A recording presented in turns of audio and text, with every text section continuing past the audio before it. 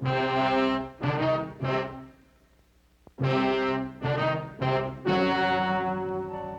and gentlemen, the story you are about to see is true.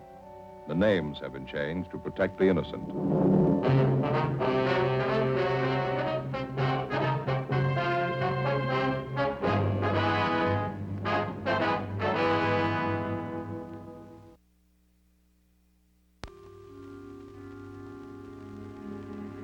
This is the city. Los Angeles, California. I work here. I'm a cop.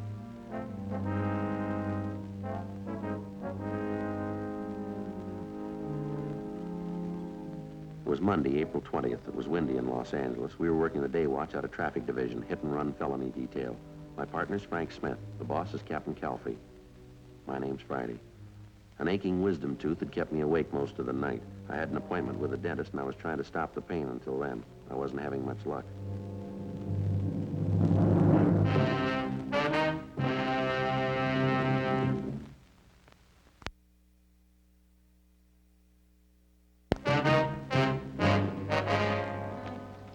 Hi, Joe. Morning, Frank. How's tooth? Not much better, still aching. That's rough. And a lousy thing kept me awake most of the night.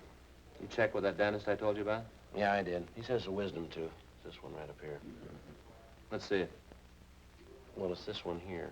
Well, don't you want to show me? No, not particularly. Well, I'd like to see it. Why?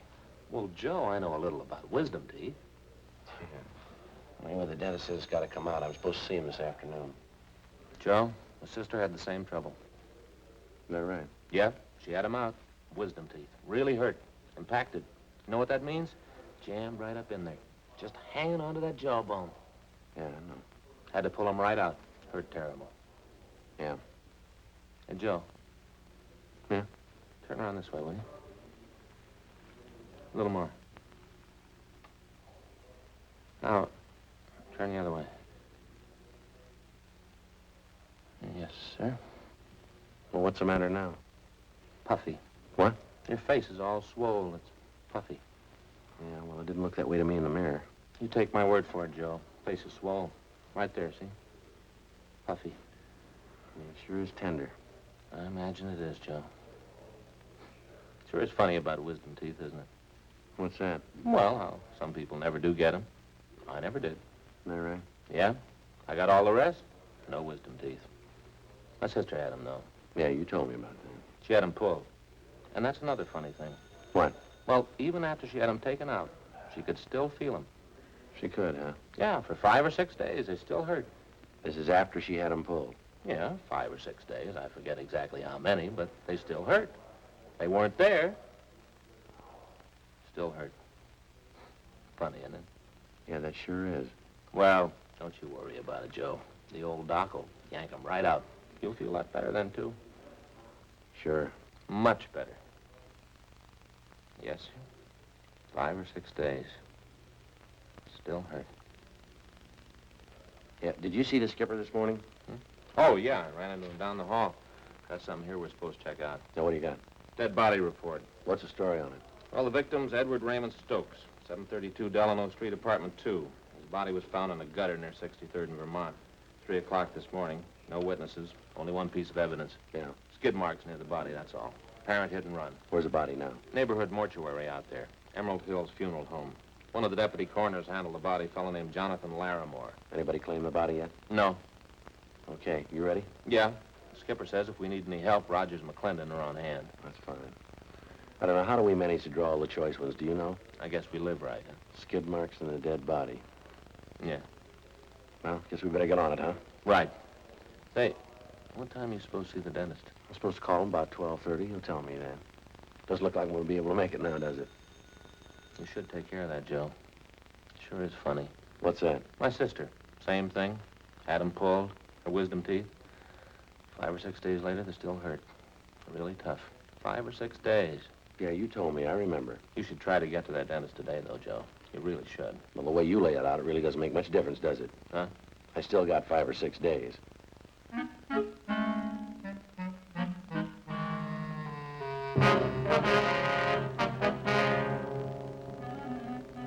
8:33 a.m. Frank and I drove out to 63rd and Vermont and rechecked the spot where the dead body of Edward Stokes had been found. According to the report, the body was found 2 feet west of the easterly curb and 32 feet north of 63rd Street on Vermont. We examined the skid marks closely. They showed definite signs of being a lot older than 24 hours. The consistency of the rubber was weak, and there were heavy dirt smudges over them, indicating more wear than they could have possibly had since the estimated time of the victim's death. We got back in the car and drove to the Emerald Hills Funeral Home at Vernon and Denver Avenue.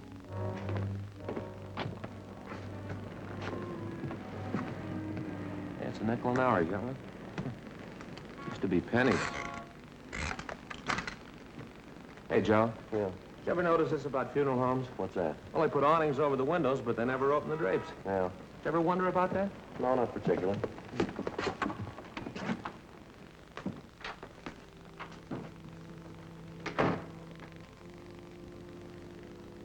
Sounds like a funeral going on, doesn't it? Yeah. Still hurt? Yeah, a little bit. Still swole, too.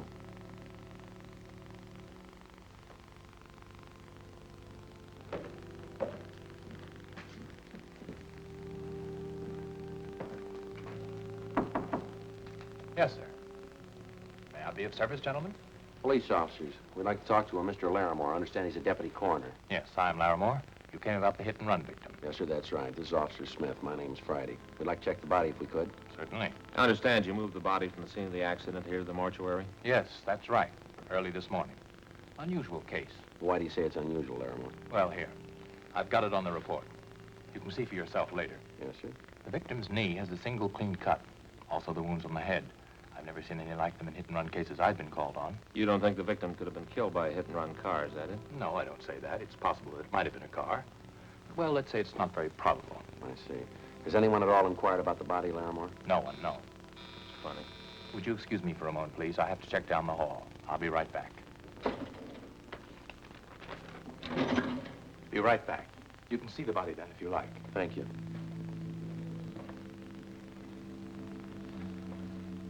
Well, Yeah, where do we start? I don't know. Maybe we won't have to. What do you mean? Well, another lead like this, and we'll turn it over to homicide. Officer, there's a young lady outside, Miss Fuller. Yes, sir? She wants to claim the body.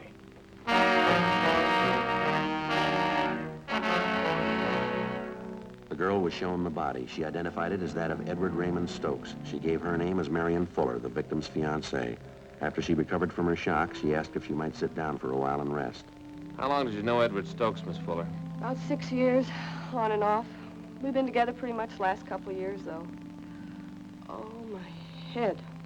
Terrible headache. Would you mind telling us exactly what happened while you were with Stokes last night? Everything you can remember. Oh, I can't think. This headache's killing me. Well, we should try, Miss Fuller. It's important.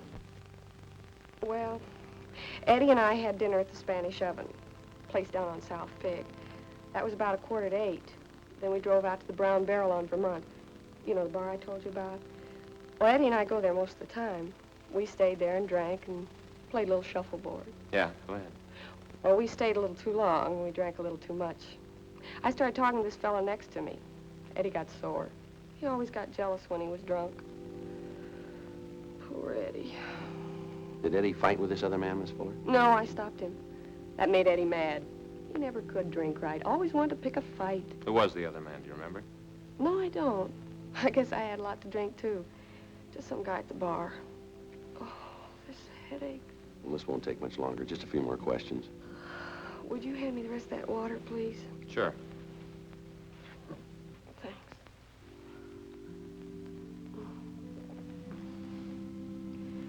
Would one of you have a cigarette, please? Yes, ma'am. Thank you. You're welcome. Here's a match.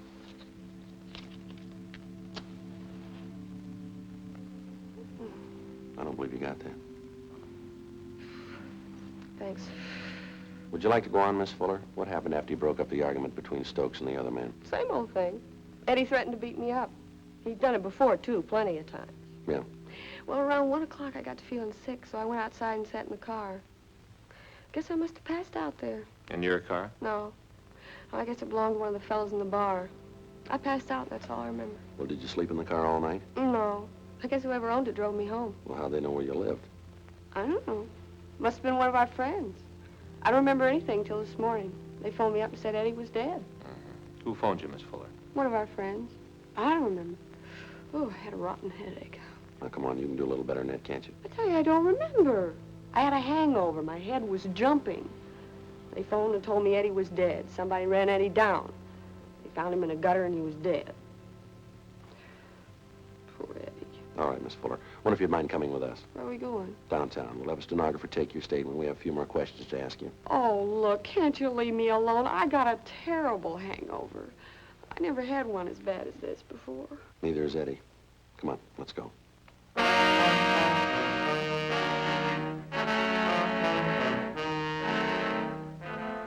On the way back to the office, we stopped at a drugstore, and I picked up a box of aspirin. The wisdom tooth was giving me trouble again. The clerk at the soda fountain fixed something for Marion Fuller's hangover. We continued to question her, but she gave us only one additional piece of information. The victim, Eddie Stokes, had been married before and divorced. His ex-wife lived out in the valley with their 2 children, and on several occasions she came to see Stokes at the Vermont Avenue bar when he failed to make the monthly payments for the support of the children. Each time they had argued bitterly. We had a police stenographer take the Fuller woman's statement, and then she was released. 10:45 a.m. Sergeants Rogers and McClendon were assigned to check out the Vermont Avenue bar where Stokes had last been seen alive. Frank and I drove out to the valley to the home of Catherine Stokes, the victim's former wife. We told her what had happened. I guess I shouldn't be surprised. Excuse me, I can't help it. It looks like it could have been a hit-and-run driver, ma'am. We've been assigned to investigate. Oh, I don't think I'll be able to help much. Eddie and I have been divorced almost 5 years now. I see. The judge said he could visit the kids on weekends. He never came around, though. Eddie never had any feeling for the kids. How many times have you seen your ex-husband in the last 5 years? I'm not sure. About a dozen times, I guess. Well, when did you see him last? Last week, I think it was. Yes, Thursday of last week. He hadn't sent any money for the kids' support for 3 months. I hated to chase after him like that. Always so embarrassing. There wasn't anything else I could do. Where did you meet him, Mrs. Stokes? At that bar he used to hang around. It's over on Vermont. It's called the Brown Barrel or something. He was drinking quite a bit, always drinking. I asked him for the money. We argued as usual. Yes, ma'am. Is there anything I can get you? I think there's a bottle of beer in the icebox. No, thank you, ma'am. Do you happen to know anybody by the name of Marion Fuller? Yes. Eddie mentioned her. She's no good. What does a man see in a woman like her? Do you know anything about her at all? No. Whenever I saw Eddie, he'd mention he was running around with her. I guess he wanted to make me jealous. I only pitied him. Now, can you think of anything at all that might possibly have a bearing on his death? I guess not. Eddie was probably drinking, wandered into the street, and a car hit him. I don't know. Oh, there's the bakery wagon. I've got to get some bread and a few things. Would you excuse me? I think that's about all, don't you, Joe? Yeah, I think so. I'm going to leave you one of our cards, Mrs. Stokes, in case you want to contact us for any reason. Yes, all right. You know, it was so wonderful when we were married, Eddie and I. My folks gave us this house as a wedding present. We got wonderful presents. That's so. We had everything he wanted. A car, nice house, the kids. It was wonderful till he started drinking. Then everything went. His job, everything. It started all of a sudden. I never knew why. Yes, ma'am. How do men get that way? How do they start? I don't know, ma'am. We only see a part of it. Yes? When they finish.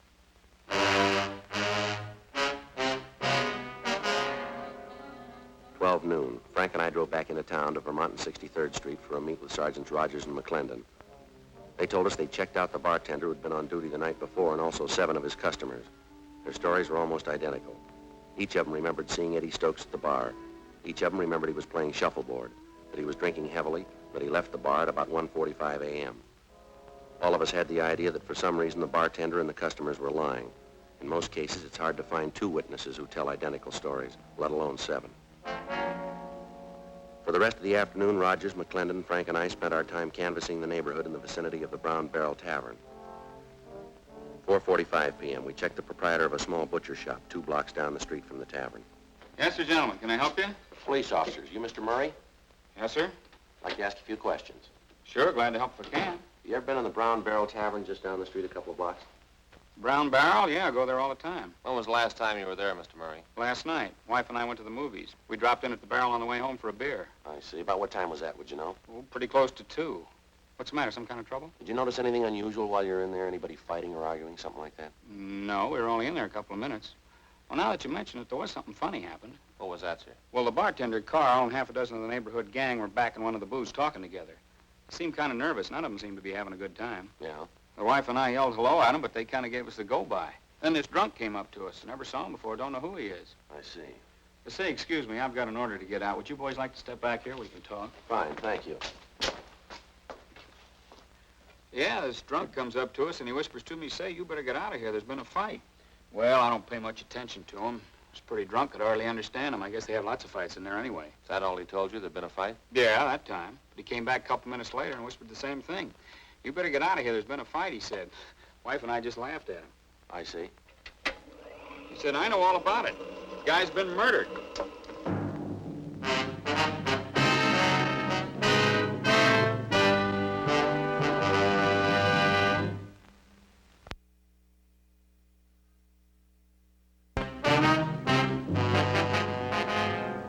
Frank and I went back to homicide to turn the case over to them. They asked us to handle the investigation for another day because they were short of men at the moment and because there was still a big doubt as to whether or not Eddie Stokes had really been murdered. Actually, the only solid lead we had was the second-hand testimony of a drunken witness, that and the deputy coroner's doubts that Stokes was actually the victim of a hit and run. We brought Marion Fuller back in and re-questioned her. She stuck to her story. She didn't remember anything. She was released again. It looked like we were in for a long night. I just talked to that butcher's wife, Mrs. Murray. Yeah, what'd she have to say? Asked her the same questions we asked Murray. She couldn't add much. Same story. Well, I don't know. It's got me. We don't know it's murder. We don't know it's a hit and run. I'm about ready for my vacation. I'll put in with you. That Fuller woman has got to know a lot more than she's telling us. Well, she's got a perfect out. She was drunk. The bartender swears to it. Well, that story's phony. It's got more holes than a piece of cheese. Whose car did she pass out in? Who drove her home? Who called her this morning to tell her that her boyfriend was dead? Hit and run felony, Smith. Oh, yeah, Rogers. Yeah? You did, huh? What's his name? I see. Yeah, we'll check it out right away. Rogers, he and McClellan are still out at the bar. Finally got somebody to talk a little. Yeah, what'd they get? The bar boy out there. Says there was a fight. Happened about 1:30. Doesn't remember who was fighting, though. That's not much help, is it? The bar boy's name is Milner. He told Rogers he went outside about 20 minutes to 2 to put out the garbage. He saw the Fuller woman asleep in a car parked outside. Did he know the car? Did he get the license number? No, but he spotted something on the windshield. Yeah. A traffic ticket. Frank and I checked with the sergeant of the watch at 77th Street Division. He told us Unit 12A5 was assigned to the area where the brown barrel was located. In checking their worksheet, we found that Unit 12A5 had issued a hang-on citation the night before to a car parked near 6330½ Vermont Avenue, the address of the Brown Barrel Tavern. We checked the license number through our DMV, and we found the car was registered to a William R. Huddy, 14 Naylor Street. We drove to the Naylor Street address and talked to Huddy's wife. She told us we could find him in a bar on South Olive Street. 8:55 p.m., we checked in at the bar. The bartender told us that the lone man at the shuffleboard table was William Huddy.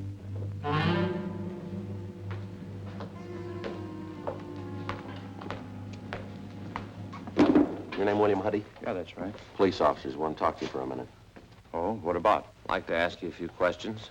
What's the matter? Nothing, we just want to talk to you. Yeah, all right. Were you at the Brown Barrel Tavern out in Vermont last night, Huddy? Yeah, I was. Why? What's the matter? Do you know her, Marion Fuller? Yeah, she hangs around the place. Goes with a guy named Eddie. Did you drive her home last night? Yeah, matter of fact, I did. She passed out in my car. Nice kid, but she drinks a lot. I drove her home. You mind telling us what happened at that bar last night while you were there? Well, it was a pretty funny setup there. I came in about 9 o'clock, started playing shuffleboard with a couple of guys. Eddie Stokes was one of them. Yeah. Well, Eddie's not much of a player. He drinks too much, too. Hothead. Got in a beef with the guy at the bar over Marion. Nothing big, though. The guy left after a while. All right, go ahead. Well, that's about all. I left the place around 1:30. Eddie was beefing with some merchant seaman about that time. Real hot beef. Eddie was choosing him. He was giving the guy a bad time. Was the Fuller girl still in the bar at that time? No, but when I went outside, I saw her sleeping in my car. I drove her home, left her off, and then came back to the bar. That's when they told me. Told you what? They said Eddie had a fight with this merchant seaman. They said it'd be better if we kept it quiet. Who told you that? Carl, the bartender. But I got the real story from one of the fellows I was playing shuffleboard with, Leo McCarty. What'd he tell you? Oh, he said when Eddie Stokes left, the merchant seaman followed him out, said he chased Eddie. McCarty went out about 5 minutes later. Yeah. The merchant seaman was gone. Stokes was lying in the gutter down the street. Did McCarty look at him? Yeah, I said Stokes looked pretty bad. Said he looked like he was dead. But I wouldn't believe that if I were you. Why not? McCarty always exaggerates.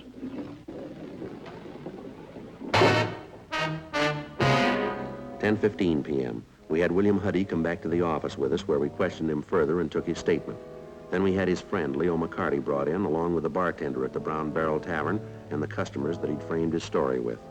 McCarty was the first to give us the straight story, then the others followed. The bartender, Carl Jansen, who also owned the bar, was the last to break. How about it?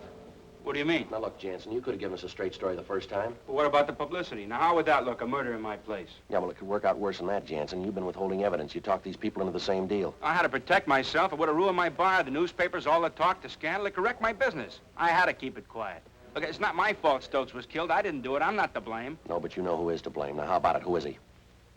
He works on the ships. He comes in here most of the time when he's in port. What's his name? Henry Baxter. I cash some of his paychecks. Just a minute. Hit and run felony detail Friday. Who? Yeah, he's here. Yeah, just a minute. It's for you, Jansen. Yeah. Yeah, Frida. Oh, just a minute. Sergeant? Yeah. It's my wife. She's at the bar now. She thought you ought to know. What's that? Henry Baxter. Frida says he just came in. I talked to Jansen's wife and told her to delay Baxter as long as possible without arousing his suspicions. 11:25 p.m. Frank and I and Mr. Jansen, along with Rogers and McClendon, drove out to the Brown Barrel Tavern on Vermont. Mrs. Jansen was waiting for us. She told us that Baxter was pretty drunk by that time. She'd been keeping an eye on him, and she said that she knew he was still inside the place. Rogers and McClendon went around to cover the back entrance. We asked Mrs. Jansen to go back in the bar and give no indication that anything was wrong. She told us approximately where Baxter was sitting. We waited a couple of minutes until we were sure Rogers and McClendon were in position at the back of the bar. Then we went in.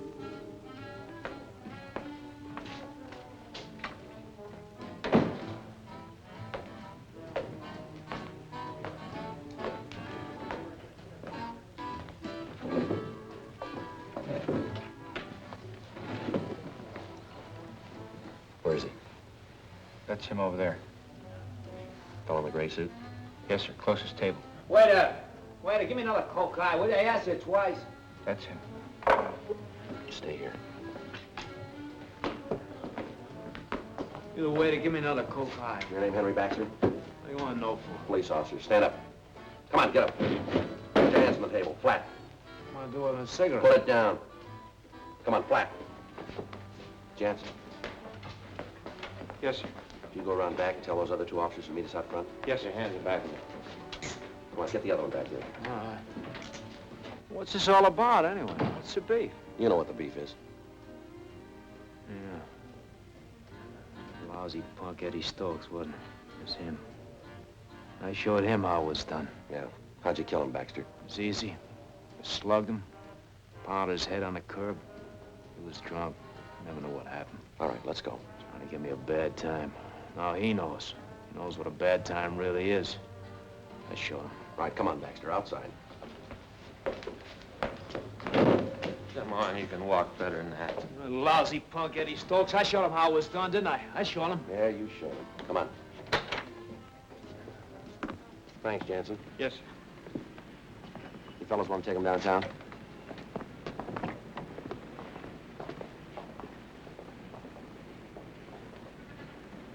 Well, Hey, Joe. yeah. How's the tooth? The what? The tooth, the wisdom tooth. It's a funny thing. Doesn't hurt anymore. Pain's gone. You gotta see that dentist. I don't see why. Doesn't hurt anymore. I don't know. I'll look into it next week, huh? Got a piece of news for you. Got an appointment for you tonight. I got a little something for you. You don't know what time it is. You know it's almost midnight. No dentist in the world will work on you at this hour of the night. Mine will.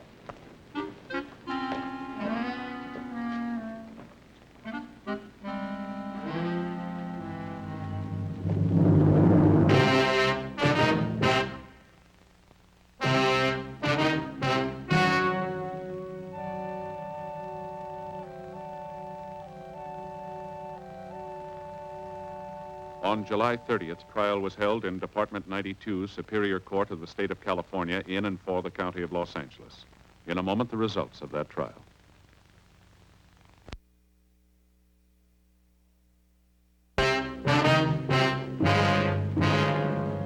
The suspect was tried and convicted of manslaughter, which is punishable by imprisonment in the state penitentiary for a period not to exceed 10 years.